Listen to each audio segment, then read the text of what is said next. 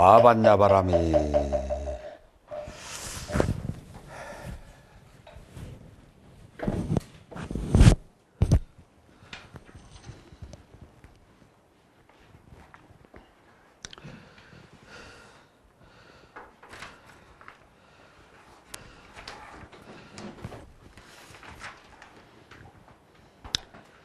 (12월)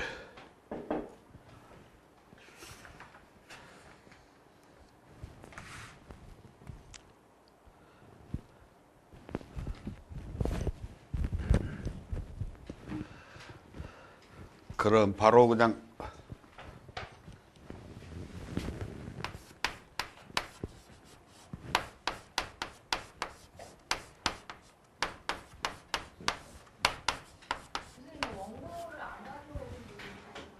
에? 본인 발표하신 원고를 안 가져오시는 분이 원고를 안 가져왔어? 그런 이야기 못 들었거든. 그 자기가 그냥 그럼 기억을 해서 해야지.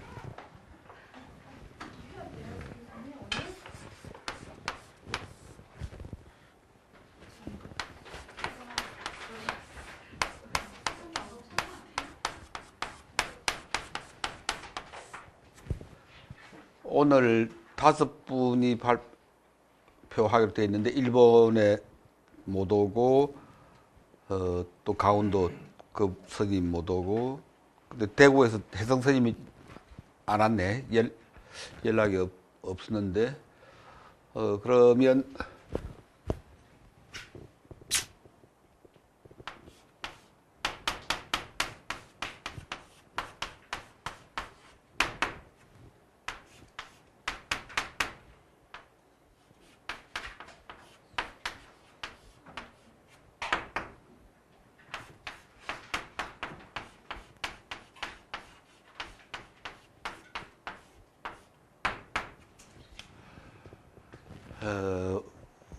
우리 김종길 교사가 목탁을 좀 치고 시간 체크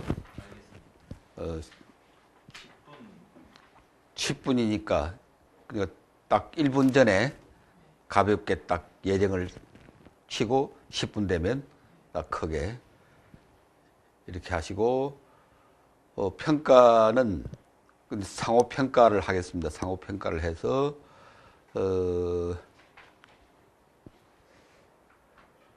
먼저 이런 순서로 하시죠. 스님이 먼저 하시고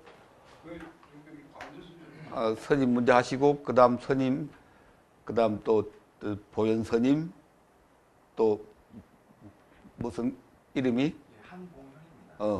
이런 순으로 할 테니까 먼저 세 분 하는 것은 우리 한 거사하고 우리 김종길 거사하고 평가를 좀 하고 또 이제 세 분 마치고 가만히 있자. 지금 내부이니까 두 분 하는 거는 이 세 분이 좀 평가를 하고 또 이래 두 분 하는 거는 하신 분하고 또 평가를 좀 하고 그렇게 상호 평가를 좀 하도록 먼저 스님하고 스님 하시고 두 분이 김종길 거사 세 사람이 평가를 하고 그렇게 하자. 그 수정한 내용을 갖고 할 겁니까? 아니면 저는 그대로? 아니 그건 자기 마음대로 자기가 지난번에 발표한 걸 그날 그 평가하는 걸 들었잖아요. 그래서 좀 수정할 건 수정했을 테고 했을 테니까 수정 안 했으면 오늘 또 해보고 오늘 또 이제 평가를 하면 그걸 듣고 이제 아직 시간이 많이 있으니까 보름 남아 있으니까 또 좀 고치고 이렇게 해야지.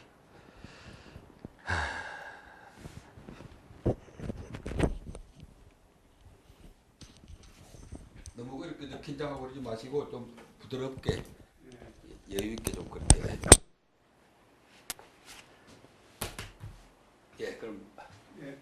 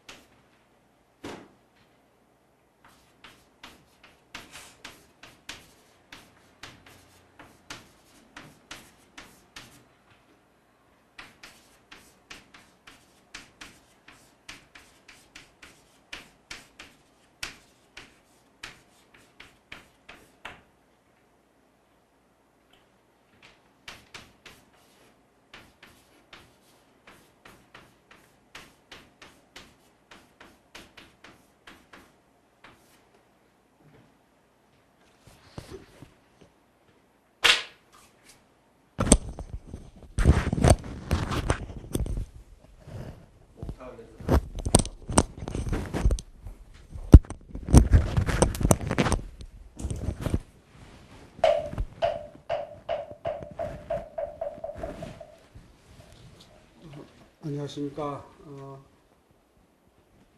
오늘 눈도 많이 오고 날씨가 영하로 내려왔는데 오시느라고 고생들 많으셨습니다. 먼저 제가 여러분들한테 하나 여쭤보겠습니다. 여기 좀 많은 분들이 참석하셨는데 여기서 그 15번을 모시고 사시는 부부들 한번 손 한번 들어보셔요. 한 분, 두 분 계시고. 그러면 자녀가 한 명 이상 있으신 분 손 한번 들어보셔요. 자녀가 있으신 분은 많군요. 시부모는 이렇게 모시고 살기가 힘드는데 자녀들은 대부분 다 낳고 계십니다. 그러면 우리 이 사람들에게, 이 자녀들에게 이 사람을 어떻게 모시게 잘 할 것인가?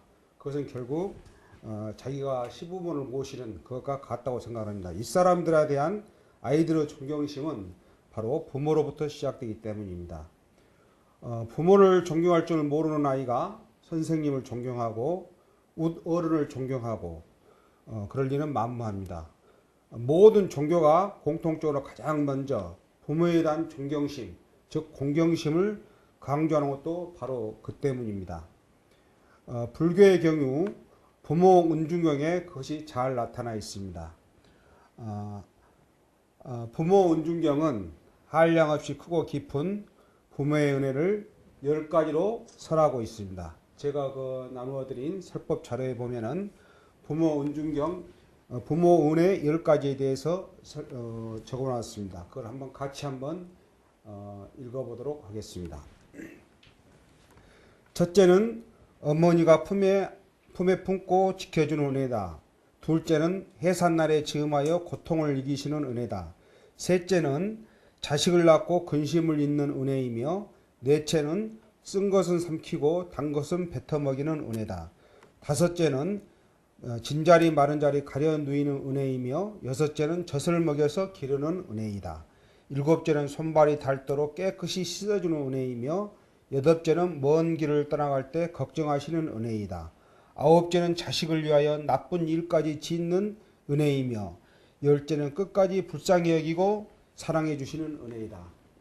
어떻습니까? 여러분들 다 같이 읽어보니까 그 마음이 어떻게 느껴지십니까? 자기 부모에 대해서 조금이라도 이렇게 좀 생각되는 바가 있으십니까? 또 자기가 자기 자식들을 어떻게 키우고 있는가 그거에 대해서 생각되시는 바가 좀 있으십니까? 아마 여러분들 마음에 부모라는 존재가 어떻게 다가오는지 느껴졌으리라고 생각합니다. 이뿐만 아니라 성경에도 부모와 윗사람을 공경하고 존경하라는 가르침이 출애굽기를 비롯해서 에베소서, 마태복음, 로마서 등에 수도 없이 나옵니다. 출애굽기 2장 12절에서는 내 부모를 공경하라. 그리하면 너와 하나님 나 여호와가 내게 준 땅에서 내 생명이 길리라 했고 에베소서 6장 2절부터 3절에서는 내 아버지와 어머니를 공경하라. 이것은 약속이 있는 첫째 계명이니 이로써 내가 잘 되고 땅에서 장수하리라고 했습니다. 여러분들 혹시 유교에서는 이보다 더 윗사람에 대한 존경을 더 강조하고 있는데요. 혹시 여러분들 조선조 때 쓴 박쌤과 쓴 동몽선습이라는 책을 혹시 읽어보신 분 계십니까? 한 분도 안 계시군요. 조선 중종 때 박쌤과 쓴 어린이 예절 교육서로 쓴 동명선습에 보면은 동명선습 장유 유서편에 보면은 아이들이 부모와 윗사람을 존경하고 공경하는 방법에 대해서 아주 자세히 써놓고 있습니다. 그 내용을 보면 다음과 같습니다. 천천히 걸어서 어른의 뒤에 가는 것을 공손이라 하고 빨리 걸어서 어른을 앞질러 가는 것을 공손치 않는다고 이른다. 고로 나이가 나보다 갑절이면 어버이로 섬기고 10년이 많으면 형으로 섬기며 5년이 많으면 어린이 어깨를 나란히 하고 따라가도 된다. 어른은 어린이를 사랑하고 어른이는 어른을 공경하는 연유에야 어린이를 여기고 어른을 능멸하는 폐단이 없어서 사람의 도리가 바르게 되는 것이다. 이처럼 모든 종교가 다 이렇게 윗사람에 대한 특히 부모에 대한 공경심을 강조하고 있는데, 그런데 여러분 오늘날 우리나라의 현실은 어떻습니까? 우리나라 청소년들의 자아상은 어떻습니까?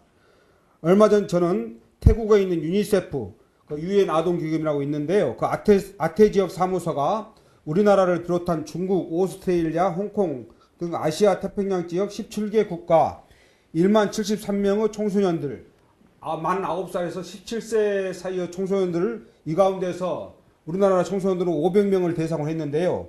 어른에 대한 존경심을 측정하기 위해 실티한 면접 결과 조사를 보고 저는 깜짝 놀랐습니다. 거기에 보면은 어른을 매우 존경한다는 항목에 대해서 우리나라 500명의 청소년들 가운데서 불과 13%만이 그렇다고 대답해서 17개 아시아 태평양 지역 국가 가운데서 꼴찌를 차지한 것입니다. 여러분, 이 결과에 대해서 어떻게 생각하십니까? 17개 아태 지역 국가 가운데서 어른을 공경한다는 대목에 대해서 17%만 대답해서 꼴찌를 차지한 것에 대해서 여러분들은 어떻게 생각하십니까? 참 창피하지요? 동방예의지구란 말이 무색할 정도입니다. 이것은 결국 우리 청소년들을 타돌 수도 있습니다. 그러나 저는 단언컨대 아이들에게 어른에 대한 존경심이 사라지게 한 것은 부모들에게, 어른들에게 더 큰 책임이 있다고 생각합니다. 아이들에게 존경할 만한 어른들이 사라지게 한 우리 사회와 교육 풍토에 있다고 생각합니다. 부모들, 어른들의 무분별한 삶의 자세와 이기적이고 자기 중심적인 행동이 우리 아이들, 우리 청소년들을 진공 상태로 몰아넣은 것입니다. 물질 만능주의적 삶의 태도와 무분별한 욕심과 탐욕이 아이들을 병들게 하고 자신들도 병들게 하고 우리 사회도 깊은 병이 들게 했습니다. 이제라도 우리 아이들을 본 모습으로, 본 자리로 되돌려 놓아야 합니다. 통절한 반성과 참회로 어른다운 어른으로 살며 우리 아이들에게 어른다운 모습을 보여줘야 합니다. 아이들에게 버릇없다고 나무라기 전에 날마다 무릎 꿇고 반성하고 참회하면서 나부터 이웃을 존경하고 주변 어른들을 공경하고 나이 드신 부모님을 자주 찾아뵙고 효하다는 모습을 아이들에게 보여줘야 합니다. 모든 세상 사람들과 우주 만상을 부처님으로 보고 지극한 모험으로 공경하고 받드는 모습을 보여주고 실천하면서 살아야 됩니다. 그럼 여러분들은 지금 자녀들을 그렇게 키우고 있습니까? 그렇게 부모들을 찾아뵙고 효도하는 모습을 보여주고 있는지요? 한번 가슴에 손을 얹고 한번 생각해보는 시간이 되었으면 좋겠습니다. 정말 아이들은 정직한 존재입니다. 부모들의 행동을 도장 찍듯 그대로 정확하게 부모들의 행동은 아이들에게 각인이 됩니다.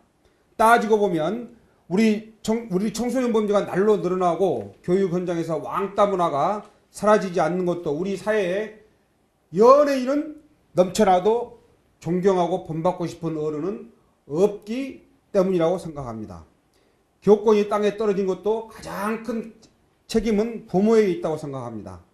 아이가 선생님의 꾸지람 좀 듣고 왔다고, 사랑은 매점 맞고 왔다고 학교까지 찾아가서 항의하는 것도 모자라 많은 아이들이 지켜보고 있는데도 선생님 멱살을 잡고 뺨까지 때리는 일을 서슴지 않으니 엄마 아빠의 그런 모습을 보고 자라는 아이들이 어떻게 선생님을 존경하고 어른들을 공경하고 친구들을 사랑할 수 있겠습니까? 그 과보는 부모 자신들에게로 고스란히 돌아옵니다. 아이에 대한 빗나간 사랑과 애착과 탐심은 한치도 틀림없는 업보가 되어서 부모 자신들에게 고스란히 되돌아옵니다. 내가 내 부모를 공경하지 않고 윗사람들을 공경하지 않으면서 사는데 그걸 보고 자란 아이가 어른이 되었을 때 어떻게 자기 부모에게 효도하며 이웃을 사랑하고 어른들을 공경하면서 살겠습니까? 그래서 수타기 파타에 보면 이런 말이 있습니다. 자기는 풍족하게 살고 있으면서 늙고 병든 부모를 돌보지 않는 사람이 있다. 이것은 파멸의 문이라고 말했습니다. 여러분, 이 말씀에 대해서 어떻게 생각합니까? 그거야말로 정말로 파멸의 문이 아니겠습니까? 자기 부모를 몰라보고 자기 부모를 모시지 않는데 자기도 그대로 그렇게 되돌려 받는 그런 파멸의 문이 되고 말 것입니다. 제가 나눠준 설법 자료에 보면 마지막에 그 결론을 제가 적어 놓았습니다. 그걸 한번 같이 읽으면서 이 설법을 마무리하도록 하겠습니다. 그렇다. 답은 명확하다. 아이들에게 존경심을 심어주기 위해서는 내가 먼저 부모가 먼저 내 이웃을, 내 부모를, 어른을 부처님처럼 공경하고 존경하면서 살아야 한다. 길은 애글 뿐이다. 가정에서부터 엄마는 아빠를, 아빠는 엄마를 지극히 공경하고 사랑하며 모범을 보이고 살아야 한다. 아이를 데리고 부모님을 자주 찾아뵙고 예스스님도 찾아뵙고 양로원이나 노인 복지센터 등으로 봉사활동도 자주 다녀야 한다. 존 두이가 말했듯 아이들은 정말 무언가를 행하면서 배운다.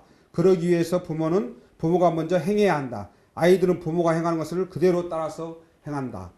긴 시간 설법 듣느라고 고생했습니다. 감사합니다. 마반야바라미.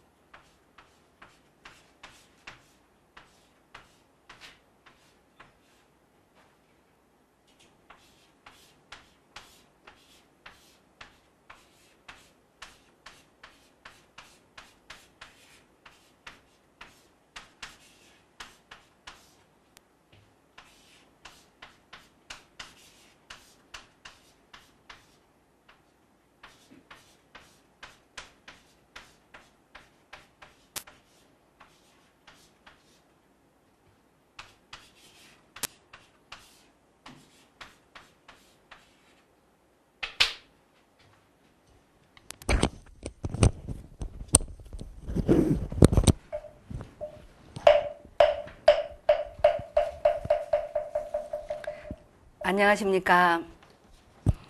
벌써 한 해가 가고 새로운 한 해가 오니 여러분들 마음이 어떠십니까?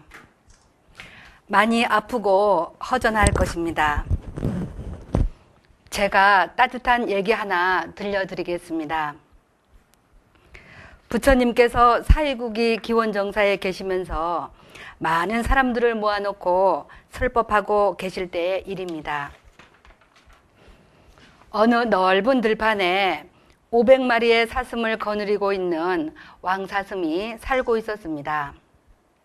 그때에 이전부터 사슴떼가 거기에 있는 것을 알고 그것을 잡으려고 벼르던 한 사냥꾼이 있었습니다. 그는 오랜 목적을 달성하려고 어느 날 강가에 목책을 두르고 거기에 그물을 쳐서 사슴을 잡을 차비를 갖추었습니다. 사슴들은 그런 무서운 함정이 있는 줄 몰랐으므로 무심코 강가에 놀러 갔었습니다. 왕사슴이 앞장을 서서 가니 밑에 500마리의 사슴들은 그 뒤를 따랐습니다. 맨 앞장을 선 왕사슴이 그물에 걸려들자 다른 사슴들은 모두 달아나 버렸습니다. 그러나 왕사슴의 아내만은 남편이 걸린 그물 곁을 떠나지 않고 있었습니다. 왕사슴은 그 목책을 끊어버리려고 무진 애를 썼으나 몸부림을 치면 칠수록 그물이 몸을 넘기어 더욱 끊을 수가 없게 되었습니다. 왕사슴의 아내는 힘센 왕이시여 빨리 그물을 끊으시오. 무서운 사냥꾼이 잡으러 오. 하고 남편에게 주의와 격려를 보냈지만 소용이 없었습니다. 이때 사냥꾼은 손에 활과 살을 들고 왕사슴에게 다가와서 죽이려고 하였습니다. 남편이 아무리 목책을 끊고 도망치려 하여도 도망할 수가 없음을 안 아내 사슴은 이제 이럴 수도 저럴 수도 없게 되자 마음을 다지고는 사냥꾼의 곁으로 가서 사냥꾼이여 그 활과 살을 버려라. 칼을 들어 나를 죽이고 다음에 왕사슴에게 달려들라 하고 애원하였습니다. 이 암사슴의 말을 들은 사냥꾼은 깜짝 놀라 그런 말을 해도 소용없다. 대체 이 그물에 걸린 사슴은 너의 무엇이냐? 하고 물었습니다. 나의 남편이요. 사냥꾼은 이 사슴 부부가 서로 사랑하고 아내는 남편을 위하여 자기 목숨을 먼저 버리려는 가득한 마음씨에 감격하여 왕사슴을 놓아주었다고 합니다. 이 얼마나 아름다운 이야기입니까?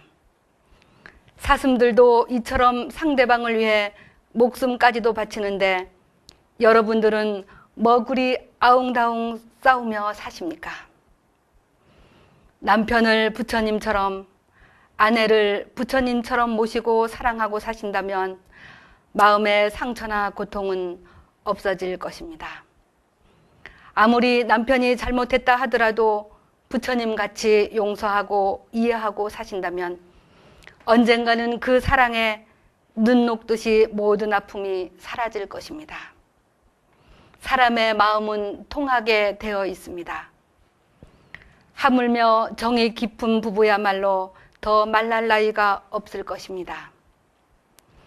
상대를 미워하면 그 밉다는 마음이 통하여 곁으로 꼭 표현하지 않더라도 상대에게 통하게 되어 있습니다.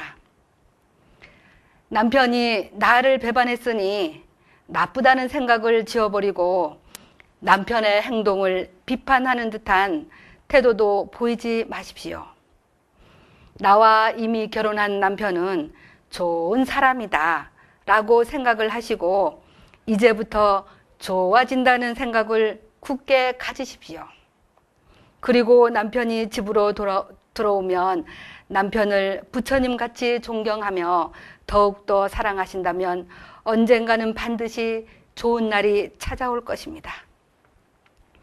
그렇게 되면 여러분들은 하나의 숙제를 해결했을 때처럼 업장이 소멸이 되면서 스스로의 깨달음을 얻게 될 것입니다.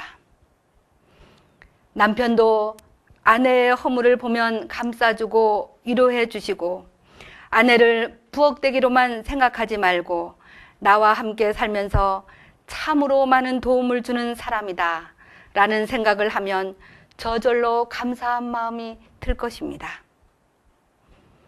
우리 인생은 길지가 않습니다. 눈 깜짝할 사이에 죽음이 반드시 찾아옵니다. 사랑할 시간도 없는데 어떻게 미워할 시간이 있겠습니까? 여러분, 있겠습니까? 남편이 나를 배반했다 해서 미워하고 원망하며 사시는데 아까운 시간을 보내시겠습니까? 그럴 시간이 없습니다. 그럴 시간에 금강경 한 편이라도 사경하십시오. 사경의 공덕은 여러분이 더 잘 아실 것입니다. 자, 옆에 있는 옆에 있는 남편분과 손을 한번 잡아보십시오. 그리고 서로 껴안으며 사랑합니다 하고 3번 말하십시오. 이제부터 더욱더 사랑하며 살겠다고 다짐해 봅니다. 자, 여러분 눈을 감고 잠시만 삿대해 봅시다. 눈을 전부 감으세요. 편안하게 호흡을 해봅니다. 여러분이 머리 위에 한 줄기 밝은 빛이 머리로 스며드는 것을 상상해 봅니다. 그 빛은 여러분의 아픈 마음을 치유하는 치유의 빛입니다. 그 빛은 머리에 가득 차고 턱을 타고 목으로 흘러내려 온몸으로 퍼집니다. 편안해집니다. 이제부터 제가 하는 말을 마음속으로 따라하십시오. 이제부터 나는 점점 더 좋아진다. 이제부터 나는 점점 더 좋아진다.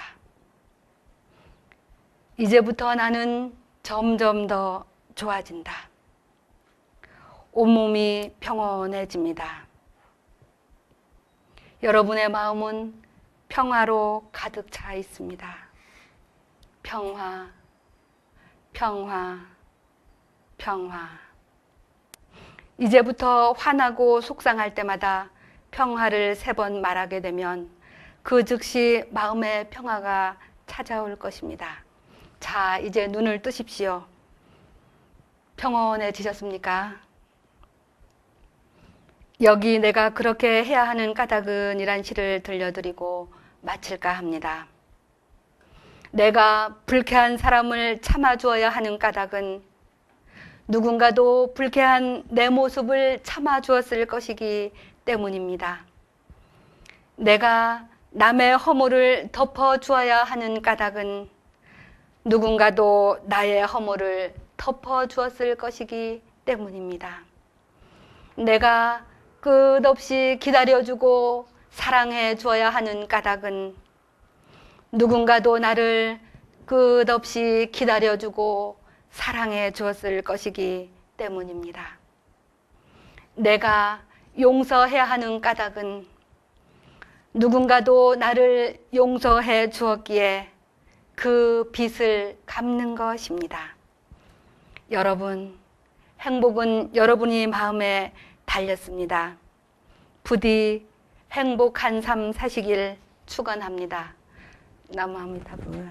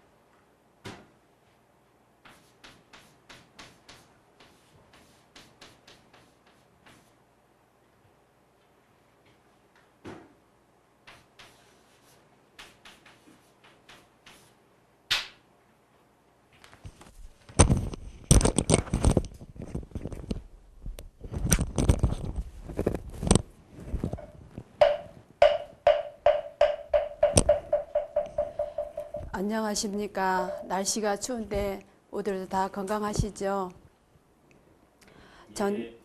저는 이상하게 아픈 사람과 인연이 많이 됐어요. 그래서 중병 환자인 유방 환자와 자궁암 환자와의 인연입니다. 2012년 유방암이란 사형 선고를 받으신 한 분과 자궁암에서 장기로 진행되는 한 사람과 1기에서 2기로 임파선 직전까지 진행되고 있는 유방암 한 사람과 인연이 시작되었습니다. 50대 중반의 보살은 12년 전의 그 당시에 15%밖에 살 수 없다고 하였는데 12년이 지나 오늘에야 재발견이 되었습니다. 서울 아산병원에 입원하였고 또 한 사람은 30대 후반의 보살은 1년 전에 자궁에 혹이 있어 제거하였는데 다시 재발되어 삼성의료원에 입원하였습니다. 50대 보살은 우리 절신도 이모였습니다. 종교가 틀려서 제가 갈 수가 없어서 우리 보살에게 상담과 조언을 해주었고 암 환자가 필요한 것들을 제가 준비해서 주면서 힘들어도 부모님처럼 간병을 잘 하라고 하면서 아산병원으로 보냈습니다. 그 후 보살은 죄송하고 감사하다고 전화가 왔습니다. 병원 생활 6개월 투병 끝에 사랑하는 아들과 남편과 이들을 모두 두고 이 세상과 이별하였고 그 보살 가족들은 저희 절에 49제를 전도를 부탁하였습니다. 저는 그 죽은 보살은 장가 안 간 아들 하나밖에 없어서 상식을 아침마다 차릴 사람이 없다고 하기에 제가 49일 동안 정성을 다하여 아침마다 음식을 만들어 상시를 올려주었습니다. 49제를 모두 마치고 가족분들은 저희 절에 신도가 되었습니다. 여러분, 상식은 가정 집에서 하는 우리들의 의례죠. 근데 절에서는 상식 올려주기가 쉽지가 않습니다. 이 상식이란 걸 올려주고 보니까 너무 좋더라고요. 내가 한 사람의 영감님이지만 내가 해서 그만큼 공부도 되고 또 좋은 인연이 되었고 그런 모든 인연들이 잘 맺어준 것 같아서 좋았습니다. 어느 날 자궁암에서 장기로 전이된 30대 보살이 있는 오빠가 전화가 왔습니다. 한번 동생에게 와달라고 하기에 저는 사시 예부를 마치고 삼성병원으로 갔습니다. 중병인 암 환자들의 모습들은 너무 고통이 심해 앙상한 뼈와 가죽만 남아 있었습니다. 제가 갔을 때는 통증이 너무 심하여 나를 보고 살려달라고 하더군요. 여러분, 암 환자 직접 보셨으면 알 겁니다. 뼈와 앙상한 진짜 가죽밖에 없고 뼈밖에 없고 또 고통스러워하는 모습 진짜 보기 싫어요. 우리들은 맨날 좋은 것만 보고 좋은 한상만 생각 속에 살았지만 고통받고 있는 그 모든 환자분들을 보고 나면 마음이 너무너무 아파요. 어떻게 하면 아프지 않고 살 수 있느냐고 어떤 방법이든 아프지만 않으면 하라는 대로 할 테니 가르쳐 달라고 하면서 저를 매달리게 저는 머리끝부터 발끝까지 그분을 가볍게 주물러 주었습니다. 통증이 가라앉은 지 잠이 들더군요. 잠든 모습을 지켜보고 있다가 저는 왔습니다. 3, 4일 후 전화가 왔습니다. 제가 다녀간 그날 밤부터 3일 동안 편안하게 잘 보냈다면서 계속 와달라고 하여 3개월 동안 그 병원에 가서 말동무도 하고 주물러 주면서 몸이 어쩔 때는 차도가 있다가 어쩔 때는 차도가 없다가 하면서 시간이 흐르고 어느 날 가니 똥을 못 싸서 애를 먹고 있었습니다. 간장장을 넣어주어도 똥이 나오지 않았다면서 힘들어하길래 저는 그 보살을 배려 살살 한참 동안 만져주었더니 똥을 싸야겠다면서 준비해달라고 하더군요. 암 환자들이 제일 힘들어하고 고통스러워하는 건 똥 못 싸는 게 제일 컴플렉스예요. 근데 그 컴플렉스가 쉽게 가시지도 않아요. 예, 평상시 자기 먹는 양은 얼마 되지도 않는데 그거를 꼭 싸야 된다는 우리 생각, 강박관념이 있어서 그러더군요.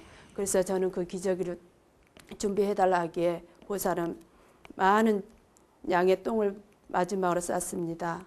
스님 오랜만에 시원하게 쌌다면서 살 것 같다고 했습니다. 그 후 2주가 지나 어린 자식 셋과 남편을 두고 이 세상과 이별하였습니다. 안양에서 가까운 절에 49절을 하라고 보냈습니다. 40대 보살은 저의 신도였습니다.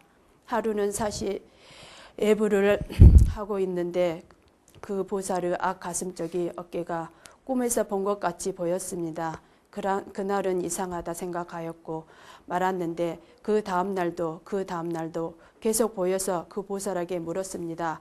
보살님 어디가 아프신가요? 그날은 보살은 네 하길래 기도하다 보니 가슴 쪽이 보였어요. 어깨에서부터 위에 귀까지 보이더군요. 물어본다고 그 보살은 하는 말이 사실은 유방혹이 있는데 병원에서 지켜보고 있는 중이라고. 그래서 내가 한번 만져보아도 되겠느냐고 물었더니 그래도 돼요 하길래 만져보니 혹이 있었습니다. 그래서 그날 가볍게 풀어주고 일주일 간격으로 3번 정도 했는데 노란 분비물이 유들어 나왔습니다. 병원에 가서 다시 검사를 하고 결과를 보니 암이라는 결정이 내려졌습니다.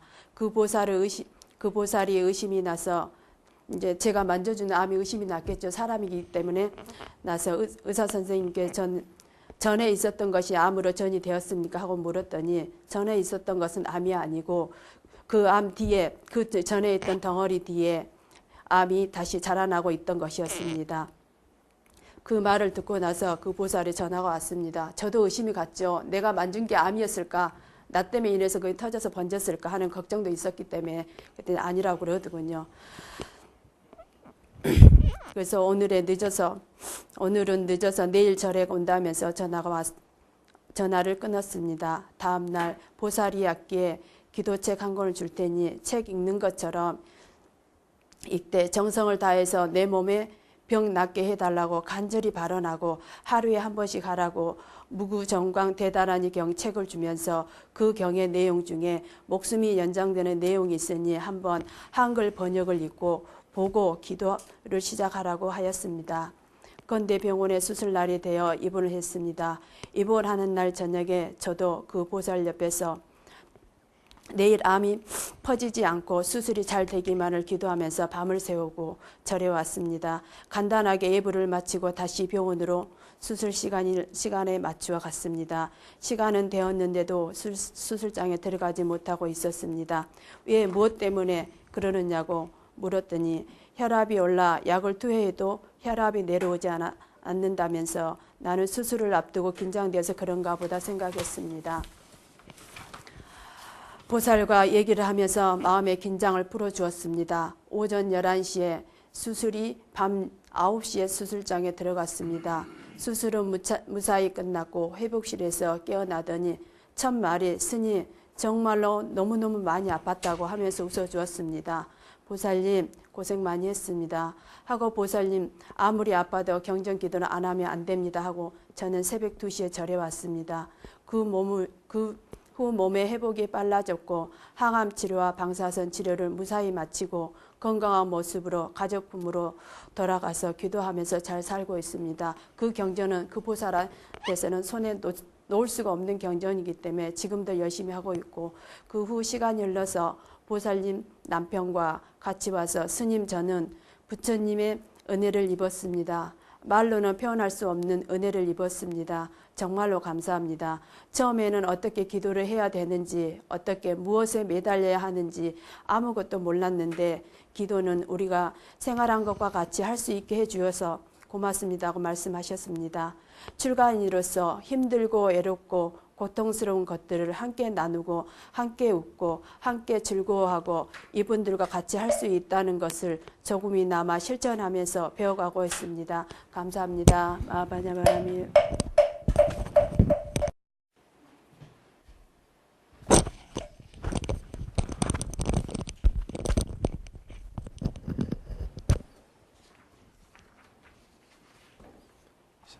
시작하겠습니다.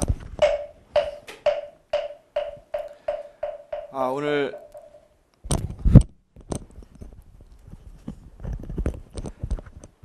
직장인 여러분들 오늘 만나 뵙게 되어서 진심으로 반갑습니다.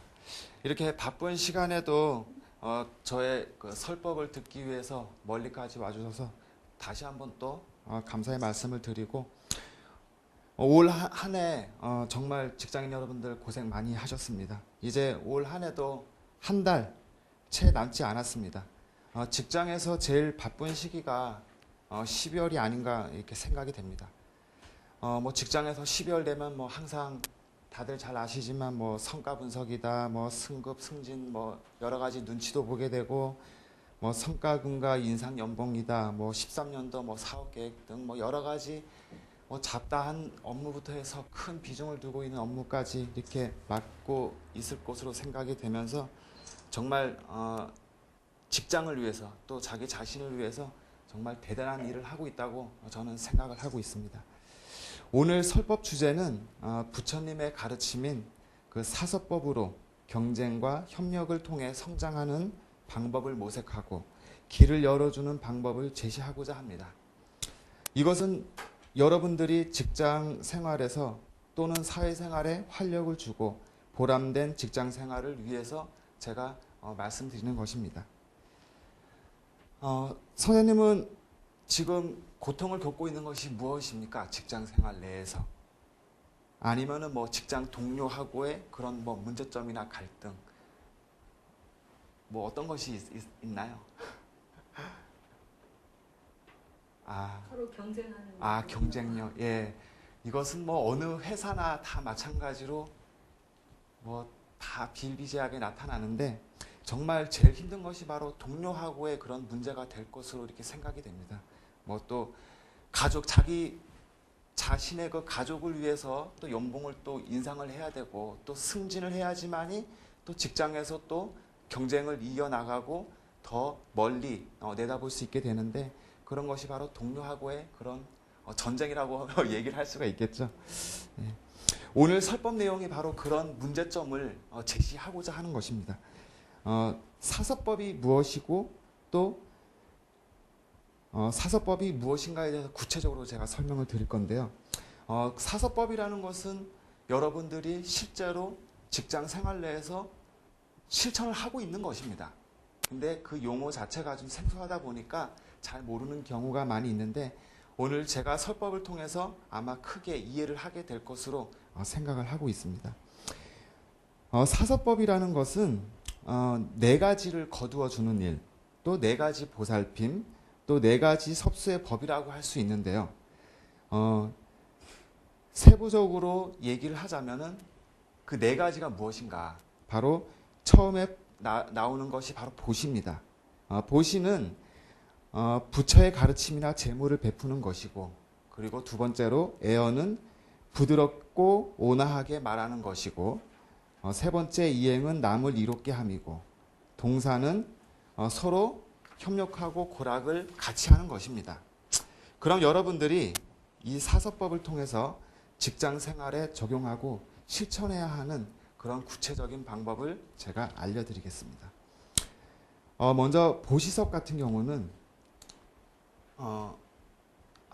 쉽게 얘기해서 남에게 내 모든 것을 이렇게 베풀어 준다, 그런 뜻인데 직장 생활에서 불가피하게 없어서는 안 될 그런 보시가 되겠죠. 예를 들면은 뭐 직장 동료에게 모닝커피 한 잔을 이렇게 선사한다던가, 간식을 서로 나누어 주면서 서로 얘기를 하고 이렇게 어울리는 그런 것이 바로 보시라고 할 수가 있습니다. 여러분은 이러한 사례를 많이 경험했을 수도 있고 못했을 수도 있습니다. 지금부터라도 실천을 하면은 보시의 그런 실천 수행이 몸소 깨닫게 될 것입니다. 어떤 것이 이제 실제로 실천을 하게 되는 경우가 어떤 것이 있냐면은 바로 친한 친구, 동료들은 크게 문제가 없어요. 왜냐하면은 친하기 때문에. 하지만 그 외에 친하지 않는 동료, 그러니까 말을 서로 하지 않는다거나 얼굴을 처음 본 친구, 동료들이다거나, 또는 뭐 상하 관계, 뭐 상간이나 부하들 관계, 그런 관계를 더 이렇게 좀 부드럽고 온화하게 하기 위해서 이런 보시를 할 수가 있습니다. 예를 들면은 뭐 김대리 모닝커피 오늘 한 잔 어때? 이렇게 좋죠. 바로 아침부터 벌써 웃음이 이제 나오기 시작합니다. 네. 뭐 커피 한 잔 해봤자 300원밖에 안 하는데 아주 좋죠. 이 300원, 이 커피 한 잔이 직장 생활에서 업무 효율을 올라가게 합니다. 그리고 직장 동료와 힘을 합쳐서 성과를 창출했을 때는 이 300원이 회사를 살려요. 또 자기 자신도 살릴 수 있는 거죠. 직장이 있기 때문에 제가 있는 것이죠. 여러분들이 이런 것을 아주 짧으면서 쉽게 생각을 하는 경우가 있는데, 깊게 생각을 해보면 굉장히 중요한 그런 것입니다. 바로 보시죠. 보시. 오늘 주제가 경쟁과 협력을 통해서 함께 성장하는 길입니다. 서로 경쟁을 하고 협력, 경쟁은 하지만 협력, 같이 감싸고 서로 도와주면서 함께 성장하는 거예요. 회사도 성장을 하고 나 자신도 성장을 하고. 여러분들은 그 직장 생활을 통해서 성과를 올려야 하고, 또 서로 경쟁을 통해서 승진을 위해서, 또 연봉 상승을 위해서 남보다 더 열심히 하게 될 것입니다. 문제점은 바로 내부에서 시작이 되는데요. 바로 선생님께서 얘기했던 그런 동료와의 그런 문제, 바로 이간질이에요. 이간질. 그리고 헛듣고 또 부정적인 측면을 언어나 또는 행동으로 이렇게 내세우게 되는 것입니다. 이러한 상황은 공동체 의식보다는 자기 중심적으로 변해가는 것이 현 시대 여러분일 것입니다. 이것은 직장에서 보면 득보다 실이 크겠죠. 다음은 에어섭입니다.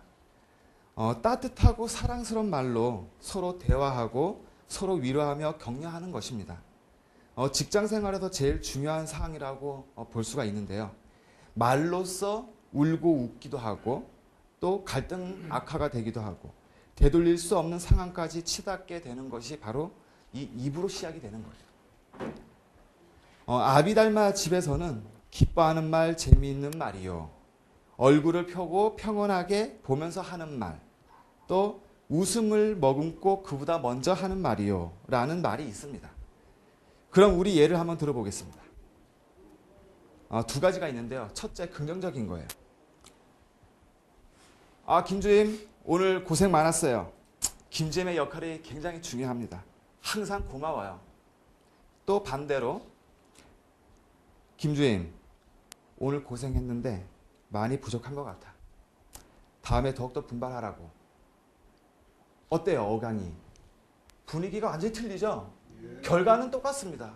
결과는 나와 있는데 어떤 방식으로 이 직원에 대해서 또는 동료들에게 상하 관계에서 그 다음에 성과를 올릴 수 있는 방법을 찾아야 된다는 거죠. 예. 다음은 이행섭입니다. 자신을 위로하고 남을 먼저 이롭게 하는 이타적 행위를 말하는데요.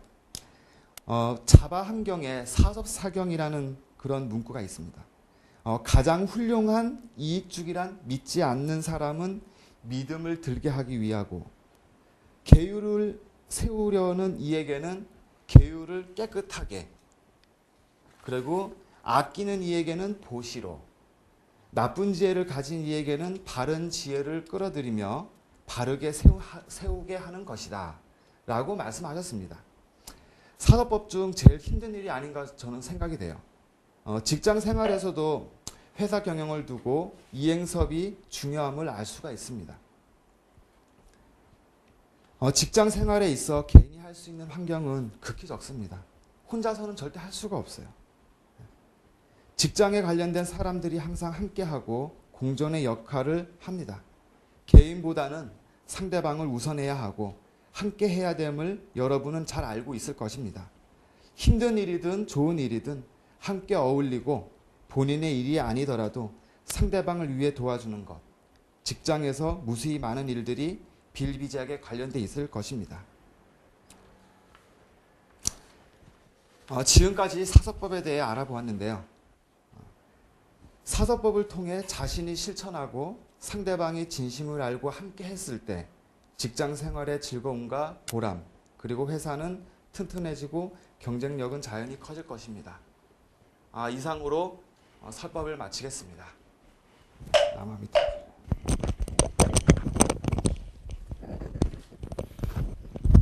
예, 제가 이제 그 발표를 지금 들으면서 지금 그 전에 발표하셨던 것보다 진짜 너무 멋있게 너무 다들 잘 해주셔가지고 제가 어떻게 비판할 거는 없고요. 일단 첫 번째로 이제 승한 스님께서 젊은 부부를 대상으로 아이들에게 윗사람 공경하는 마음 길러주기에 대한 그 내용을 설법을 해주셨는데요. 이 내용이 이제 저랑 같았는데 이제 제가 이제 그 들으면서 이렇게 하면 참 좋았을 거를 하는 그런 부분이 많았습니다. 이제 불교 경전이나 성경, 유교, 이런 그 다른 타 종교의 그 경전들을 예를 들으신 것도 너무 좋았고, 사회 문제점을 지적하면서 해결 방안을 제시하신 것도 좋았습니다. 부모로서의 갖춰야 할 자세를 아이들에게 본받게 어떻게 해야 할지를 말씀해 주셨는데 내용 자체가 상당히 좋았고요. 일단은 제가 이제 조금 말씀드리면 불교 경전에 대해서 좀 더 좀 중간중간에 이렇게 접목을 시키셔가지고 해 주셨으면은 좀 더 좋았지 않았을까라는 말씀을 드리고 싶습니다. 그리고 혜정 스님은 이제 그 갈등하는 부부, 그 제목은 내가 그렇게 해야 하는 까닭은 이라는 이 제목이, 제목만 딱 들었을 때는, 이분이 무슨 말을 하려고 하는지라는 그 궁금증이 좀 이렇게 유발이 되는, 제목이었어가지고, 이게 좀 앞으로 다가가는 그런 분위기를 해주셨는데, 이제 내용 같은 경우에는 사슴왕과 사슴왕비의 이야기를 예를 들으셔가지고, 현 시대의 그 젊은 부부들의 그 지금 문제점을 이제 하시면서 이제 삿띠를 통해서 이제 마음을 다스려 가지고 평온을 그 되찾게 해서 부처님의 마음으로 이해하고 배려하자. 부부간의 갈등을 해결하려고 하셨던 부분도 좋았었습니다. 뭐 미움 마음을 갖지 말자 뭐 이런 마음도 이제 좋았고요. 보혜스님 같은 경우에도 중병 환자, 뭐 제목 암 환자, 뭐 그 유방암, 뭐 자궁암, 뭐 이거 있는 사람들의 그 상담을 통한 그 스님의 경험을 통한 그 얘기를 해주시면서 말씀을 해주신 것도 너무 이제 감동적이고 좋았었습니다. 이제 그 대신에 반면에 경전에 비유한 그 얘기가 좀 없었다는 게 좀 그 아쉬웠고요. 한봉현 거사님은 그 젊은 직장인에 대해서 젊음아 뭐 사서법을 수행하다 뭐 이 제목 자체도 너무 좋았습니다. 내용 자체도 그 자연스럽게 흘러가는 듯이 말씀해 주시고 사서법을 설명하면서 그 네 가지의 법을 그 설명해 주셨는데 그 네 가지의 법을 일상생활에 어떻게 사용을 하는지 그리고 그 일상생활에서 어떻게 이제 비유를 해가지고 상황 설명을 해주시는 것도 너무 좋았고요. 일단은 이제 그 사서법의 내용 그 네 가지에 대해서 설명을 해주시면서 의미의 중요성을 심어주신 것도 좋았었습니다. 뭐 단점은 제가 뭐 없었다고 생각이 들고요. 아무튼 제가 많이 본받아야 될 것 같습니다.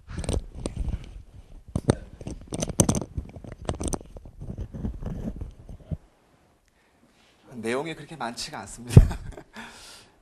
저는 이 평가를 어떻게 해야 되는지 그 기준에 대해서 잘 몰라가지고 그냥 생각나는 대로 일단은 그냥 적었습니다. 먼저 승한 스님 같은 경우는 뭐 시작 부분이나 결론이나 다들 그 뭐 큰 문제 없이 이렇게 잘 진행을 해주셨는데 그냥 단점만 제가 말씀을 드리겠습니다. 먼저 그 조사 내용이 있었는데요. 그 어떤 건지 용어가 그 거기에 관련된 내용이 생각보다 좀 길지 않았나 이렇게 좀 생각이 듭니다. 그래서 좀 짧게 진행을 해주면서 뭐 아까 전에 말씀드렸듯이 뭐 경전 쪽으로 좀 내용을 좀 더 추가를 한다거나 이렇게 하면 좀 좋을 것 같고요. 그리고 그 주제나 그런 이해도는 제가 봤을 때 뭐 크게 문제는 없었는데 다른 그런 참여자분들이 초반에 그 내용을 알지 못하고 갔을 경우에는 좀 이해도가 좀 공감이 잘 안 되는 부분이 없지 않아 있을 것 같은 그런 생각이 들고요. 그 내용이 이제 그 주제가 아이들에게 윗사람 공경하는 마음 길러주기 이 주제가 이렇게 되는데 구체적인 해결 방법이 좀 부족하지 않았나 이렇게 생각이 듭니다. 그리고 두 번째로 혜정 스님 같은 경우는 내가 그렇게 해야 하는 까닭은 주제가 주제인데요. 사슴 이야기가 나왔는데 그 내용은 주제는 이야기가 굉장히 좋은 것 같고요. 첫인사하고 난 다음에 내가 그렇게 해야 하는 까닭은 그러니까 내가 왜 이걸 해야 하는 까닭인 뭔지를 명확하게 초반에 좀 이렇게 참여자들한테 심어주고 바로 스토리가 진행이 되면은 바로 공감을 하지 않을까 이렇게 생각이 됩니다. 저도 세심히 이렇게 보질 않아가지고 잘못된 걸 수도 있습니다. 네, 이상입니다. 크게 말씀드릴 내용은 없고요. 전에도 한번 들었었고 또 많이 그때 전에 그 교수님께서 지적하신 내용들을 많이 보강을 하신 것 같아요.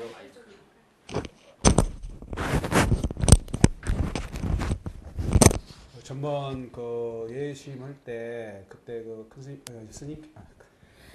큰 스님 위에 올라가지고 교수님께서 그 지적해 주신 분들이 많이 그 보니까 보강을 해갖고 오신 것 같아요. 그래서 그 큰 뭐 이렇게 지적할 점은 없었고요. 제가 해야 할 분이 누구였더라? 아, 보현입니까? 해입니까?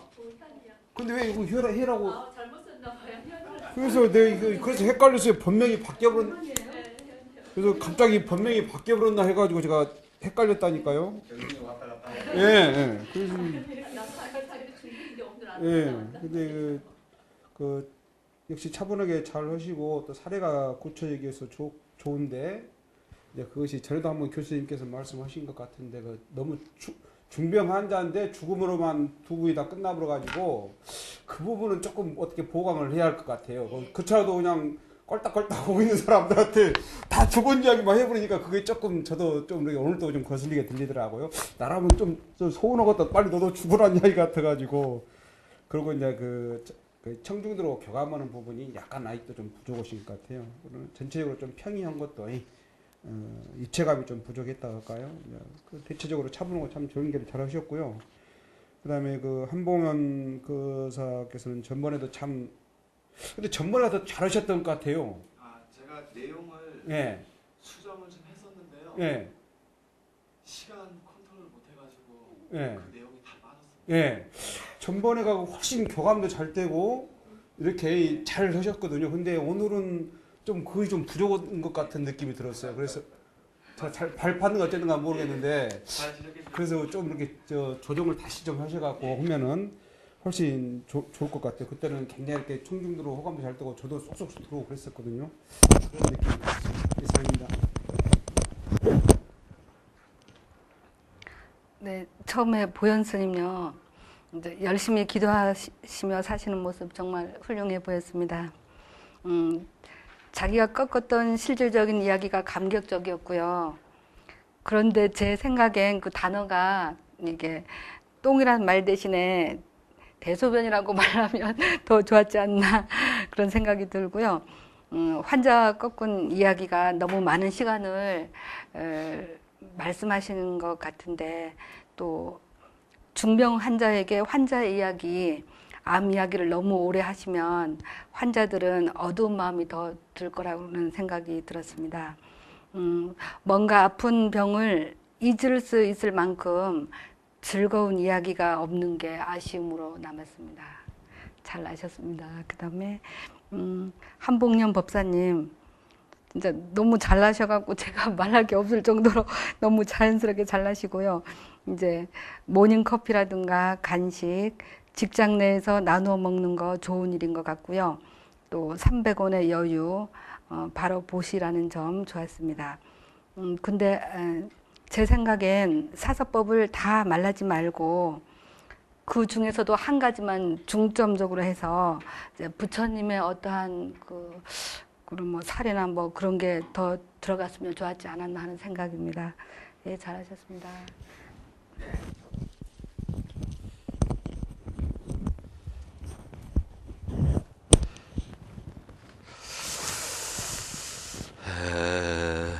결점의 성한 스님은 제목을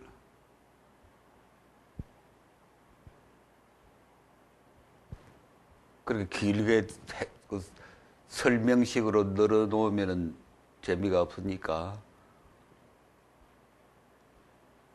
애들한테 이제 효도하는 걸 일깨워주는 게 목적이니까 뭐 세살적 버릇이라든지 그렇게 좀 함축적으로 제목을 좀 고치고 제일 처음에 질문으로 이렇게 시작했는데 그건 잘한 겁니다. 잘한 건데 뭐 결혼하신 분, 애들 있는 분 그렇게 이제 물어놓고 애들 옷에 집안에서 그 버릇이 어떠냐.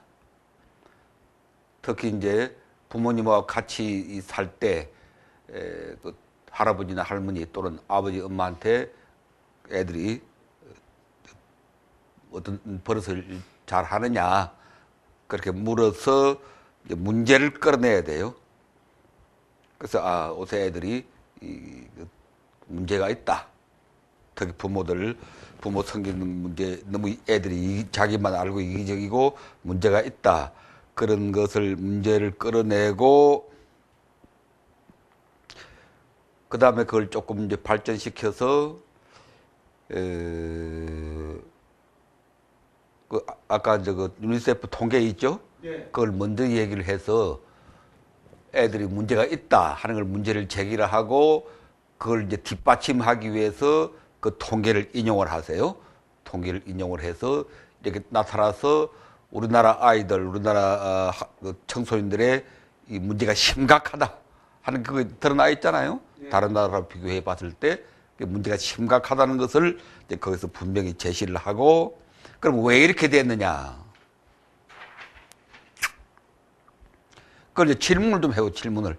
왜 우리나라가 동방예의지국인데 불교가 참 2000년 동안 우리 국민을 이끌어왔고 유교가 1000몇백 년 동안 이끌어온 예의지 국가에서 세계에서 가장 뒤떨어진 아시아에서 가장 뒤떨어진 나라가 되었을까? 왜 그렇다고 생각하느냐? 하고 한 질문을 한두 사람한테 던져서 그럼 무슨 대답이 나올 게 아닙니까? 그 대답을 받아서 이제 본론을 전개하는 식으로 하고 지금 여기 모인 이 젊은 부부들 우리들부터가 이 부모 섬기는 것에 대한 인식이 크게 결여되어 있다. 그래서 거기 아이들한테까지 가는 것이다. 그래놓고 이 부모 섬기는 것이라고 하는 것은 인류의 가장 공통된 불멸의 어떤 윤리다. 해놓고 이제 성경도 인용하고 그 동몽선섭도 인용하고 그리고 이제 세 번째로 이제 부모 은중경을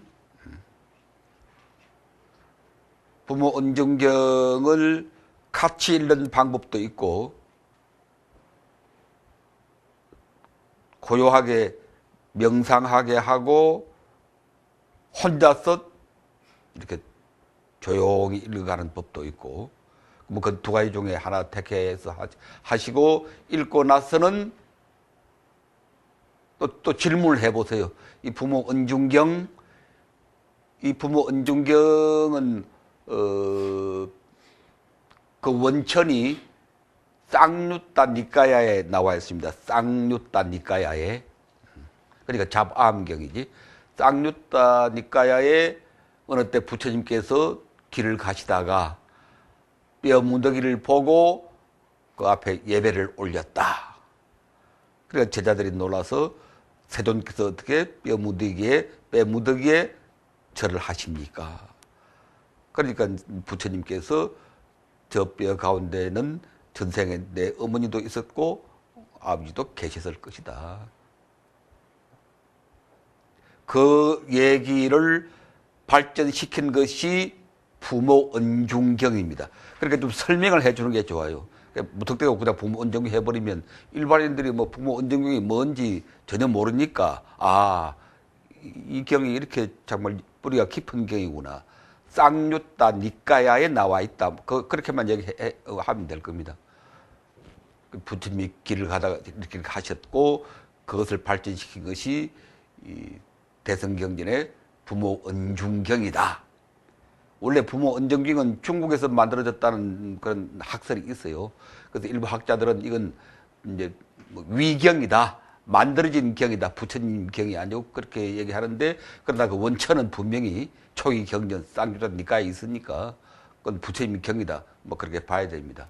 그렇게 간단히 왜 그 경이 나왔는가를 설명해주고 10가지 은혜를 이렇게 말하면서 이쯤 해서 이제 노래를 한번 불러도 좋아요. 나실 때 괴로움 그게 바로 10가지 은혜 들어있거든. 뭐 그럼 참 좋지. 나실 때 사람들이 다 모를까? 모르면 그 자료에다가 넣어서 할 수도 있고 웬만하면 다 알 것 같기도 한데 같이 한번 불러보자. 근데 이때 이제 사전에 누구 약속을 해가지고 그 피아노가 있는지 모르겠는데 저기서 이제 봉헌사에서 발표를 할 텐데 나중에 그 박과장한테 한번 물어보고 피안하고 있으면은 누구 좀 미리 협력을 해가지고 그걸 반주를 하면서 나 1절만 딱 그럼 아주 멋있지 그게. 확 틀을 좀 바꿔야 된다니까 틀을. 그래서 한번 물어보세요. 피아노가 있는지 또 피아노 연주를 해줄 사람이 누구 구할 수가 없는지 그 딱 한 번 불러놓고 이제 물어봐. 생각이 어떻습니까? 물어보고 이제 지금 그런데 우리는 지금 이렇게 하고 있느냐? 성경의 말씀, 유교의 말씀, 부처님 말씀 다 들어봤는데 여러분은 지금 이렇게 하고 있느냐 하고 정말 가슴에 사무치게 자기 통찰을 하고 자기 반성을 하도록. 우리가 그렇게 못하니까 아랫물, 윗물, 애들이 다 우리 보고 하는 것이고, 그 3살 적에 우리가 버릇이 평생까지 간다는데, 지금 우리가 애들 그렇게 키우고 있는 게 아니냐?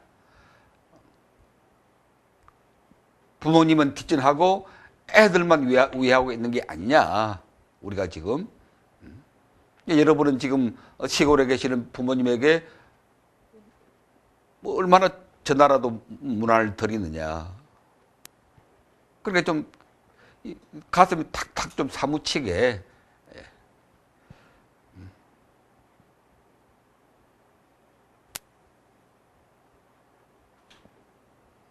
그렇게만 해도 뭐 10분은 아주 차고도 남을 겁니다.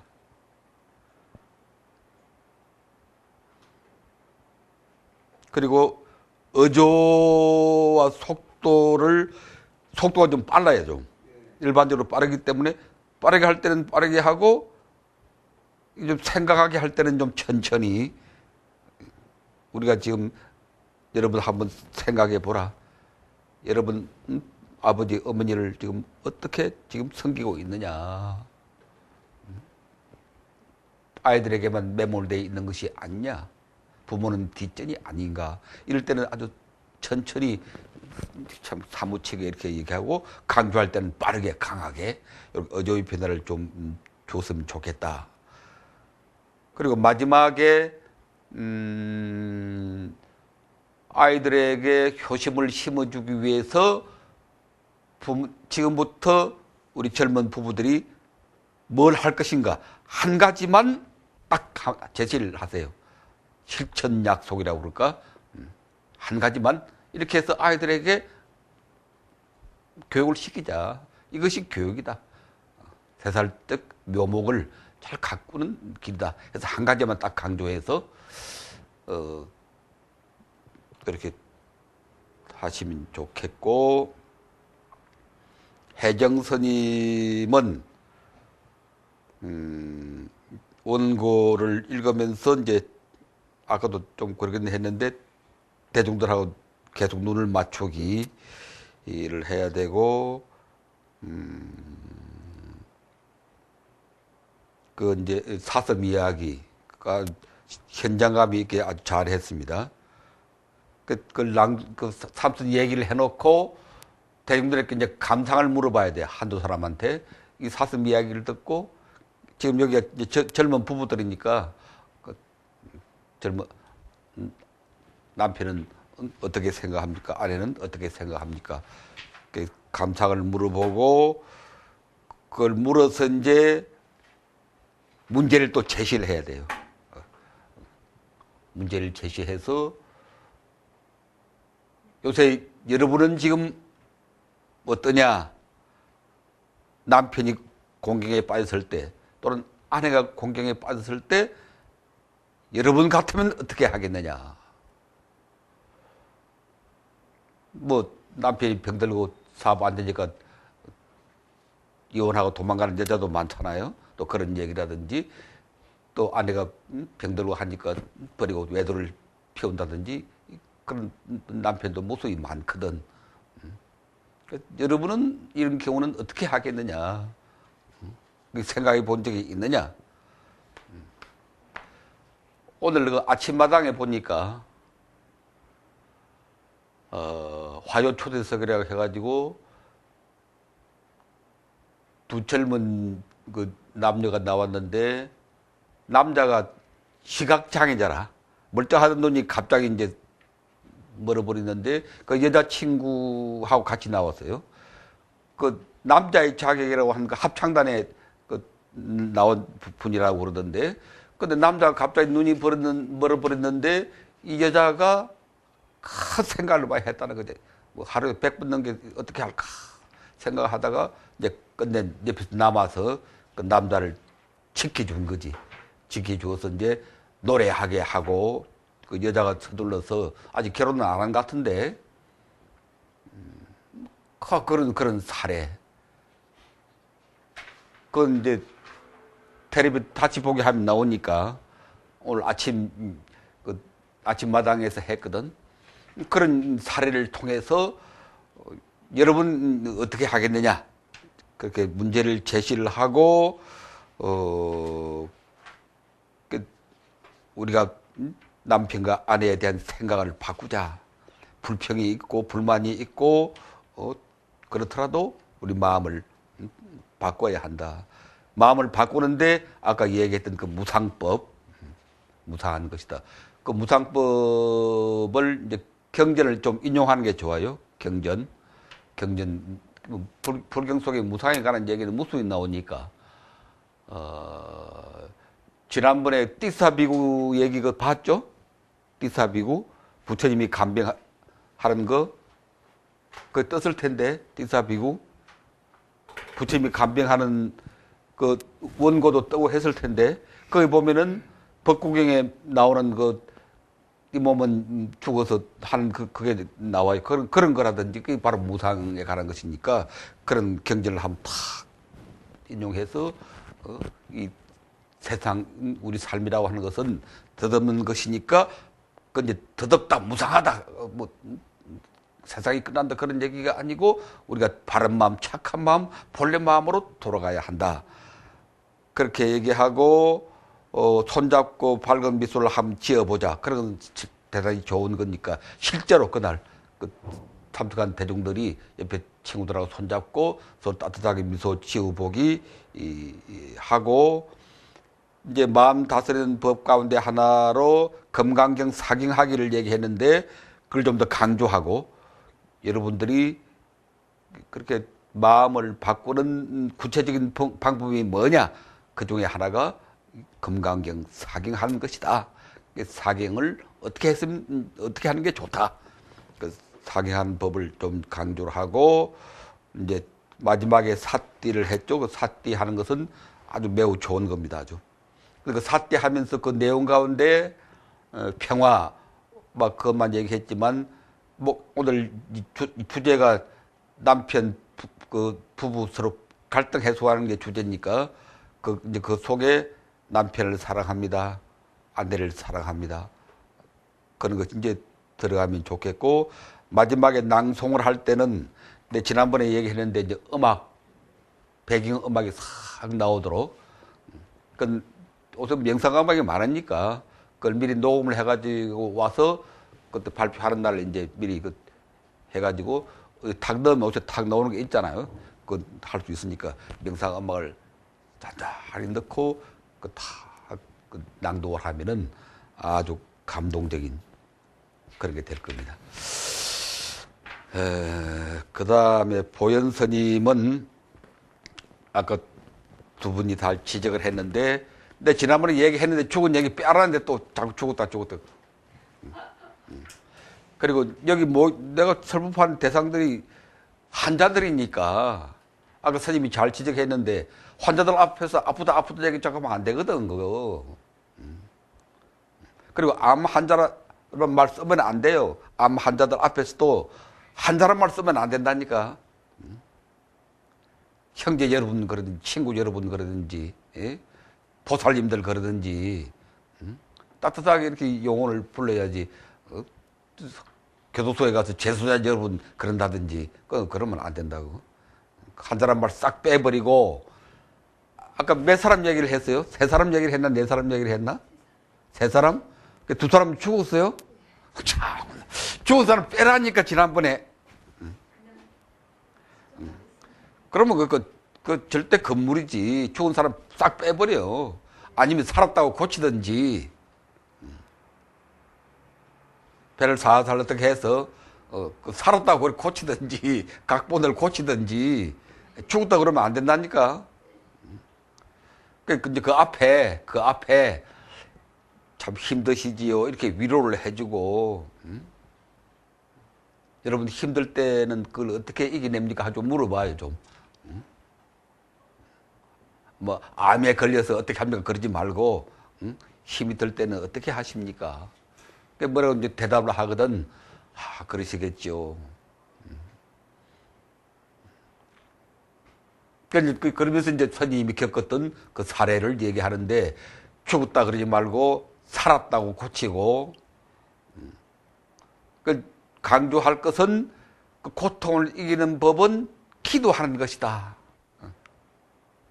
내가 이렇게 환자와 더불어 수술실에 들어갈 때 내가 부처님께 아까 기도했다고 그랬잖아요. 그 기도를 실제로 한번 하세요. 실제로. 대중들 다 눈 감게 하고 눈 감고 합장하세요 하고 지금 수술실에 들어가는 저 형제를 위해서 환자라 그러지 말고 저 도반을 위해서라든지 저 보살님을 위해서 젊은 보살님을 위해서 우리 함께 부처님께 기도하십시다 하고 스님이 짤막하게 기도문을 만들어 가지고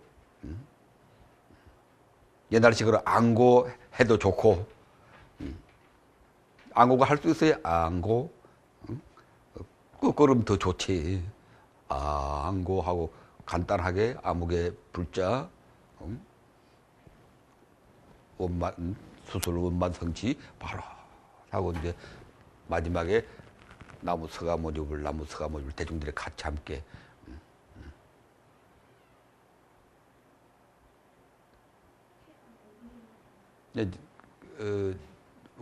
뭐 다 됐으니까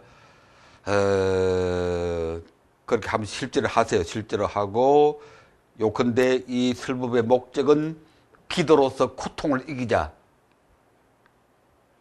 제목도 진흙 속에 피는 꽃 그렇게 꽃이 진흙 속에 피는 꽃 고통 속에 피는 꽃 뭐 그 말이지 그게. 희망을 심어주는 게 목적이니까 그 피는 꽃은 어떻게 피우느냐? 기도로서 피운다. 그 불경을 하나는 인정을 해야 되는데 법화경 관세음보살 보문품에 보면은 딱 나와요 그게. 올라가 찾아가지고 뭐 불이 날 때 어떻게 할 때 보면 기도하라 그 관세음보살 부르면 난다도 그 나오잖아 그게. 그 한 구절만 딱 해서 다 대중들에게 제시를 하고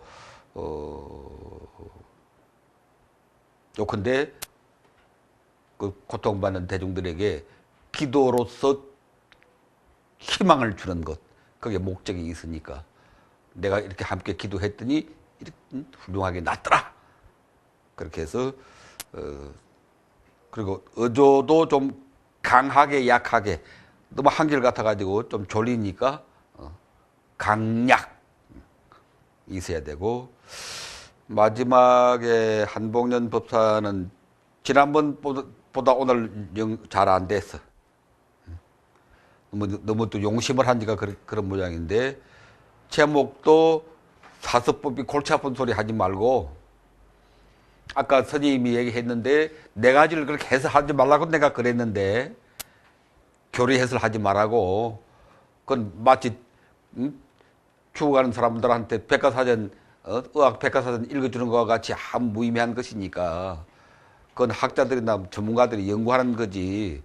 지금 당장 직장 치달린 사람들한테 딱 한 가지 처방만 내리면 되는 거지 백과사전 인용할 필요는 없거든. 그래서 사서법 가운데 한 가지만 내가 생각할 때는 말이라고 하는 게 그렇게 중요한 것이거든. 그 제목도 말 한마디의 기적이라든지 직장 생활하는데 대부분 이 말 때문에 서로 감정이 상하고 고통을 받고 서로 해치는 게 엄청나게 많거든. 말 때문에. 주로 말 때문에 그러는 거라고. 인간관계 나빠지는 것도 크게 뭐 잘못이 있어서 그런 게 아니고 이 말 때문에. 부부, 뭐 가족 관계도 그렇지만 특히 직장에서는 이 말이 심각한 문제거든. 거기에 대해서 집중적으로 좀 조사를 하고 언어 폭력. 아까 내가 예를 들긴 들었지만 덜 좀 더 깊이 해서 초점을 절대 새설하지 말 것. 그것만 딱 들어서, 지금 직장에서 갈등이 많다. 왜 갈등이 많으냐. 그러니까 좀 물어봐요. 여러분 직장 생활이 어떻습니까? 어떻다고 그러면은 그 상사와 동료 사이의 갈등이 되게 뭐 때문에 생기느냐. 좀 물어보고, 그 대답을 받아가지고 직장에 스트레스를 많이 받는다. 스트레스를 많이 받아서 자살하는 사람도 많다. 그런 사례도 하나 좀 들고, 자살하는 사람은 무슨 카이스트 대학생들, 카이스트 그 멀쩡한 그 수재들이 막 자살하고 그러잖아요. 그런 얘기 딱 아마 그 컴퓨터 인터넷 들어가면 그런 사례가 있을 거라고 딱 하나 뽑아가지고 이런 일이 있었다. 다 알지만 이 왜 이렇게 될까 하고 문제를 제시해야지. 문제를 제시해야 돼. 그럼 이 문제를 우리가 어떻게 풀 것이냐. 이 과도한 경쟁 때문에 생기는 것이다. 그 과도한 경쟁이 뭘로 나타나느냐. 이제 말로 나타난다. 말로 인한 상처, 말로 인한 어떤 고통, 그런 사례를 좀 들고, 그래서 이것을 치유하는 길은 부처님법 가운데, 사서법 가운데 사랑스러운 말, 애열한 게 있다. 그래서 말 한마디가 직장을 바꾸고, 인생을 바꾸고, 병을 치유하는 무한한 위력을 가지고 있고, 그 말과 관계되는 부처님의 말씀, 경전도 인용을 하고, 그래서 초점을 말에다가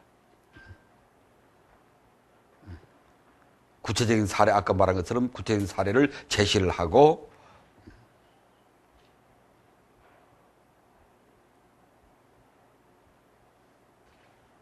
그렇게 좀 바꾸면은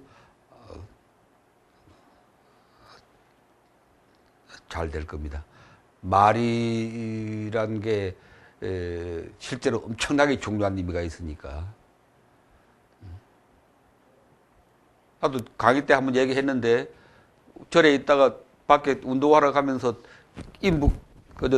도로 닦는 인부한테 내가 안녕하세요 하고 인사를 하고 갔더니, 젊은 친구한테, 그 무뚝뚝한 노동자인데, 한 바퀴 돌고 2시간 뒤에 내가 돌아가는데 그 친구가 날 보더니 그렇게 반가워하면서 자기가 먼저 인사를 하더라니까. 근데 그렇게 화난 얼굴을 최근에 본 적이 없어. 그 무뚝뚝한 노동자가, 내가 그 말 한마디 먼저 내가 인사를 했다는 그것으로 인해서 그렇게 사람이 바뀌더라니까. 내가 좀 감동을 하고 참, 그래서 견성했다니까. 말 한마디의 위력. 그렇게 한 가지 초점을 맞추어서, 그렇게 좀 더 공부를 하고, 좀 연구를 하고, 사례를 좀 모아서, 그렇게 하면은, 잘 될 것. 너무 용심하지 말고, 잘하려고 하지 말고, 지난번처럼 그렇게 마음 놓고 해버리면, 잘 될 테니까. 오늘 이렇게 잘 발표를 하셨고, 지난번보다는 물론 많이 나아졌습니다. 많이 나아졌고 해서, 이제 다시 뭐 이런 모임은 가질 것이 없으니까, 그날 발표날 잘 준비해서, 복자가 아주 이제 스님들은 가사를 이렇게 수하시고, 또 우리 한법사도 가능하면 정장을 하고, 이렇게 해서, 잘 하시기 바랍니다. 스님은 또 제주도까지 가셔야겠네? 스님은 어디서 오셨어요? 중사에서 왔습니다. 북한산이. 북한산. 네. 또 우리 한법사는 서울인가? 아닙니다. 어디? 단양입니다. 단양? 예. 충북. 예, 예. 다 멀리서 오셨네. 자, 잘 돌아가십시오. 마반야 바람이.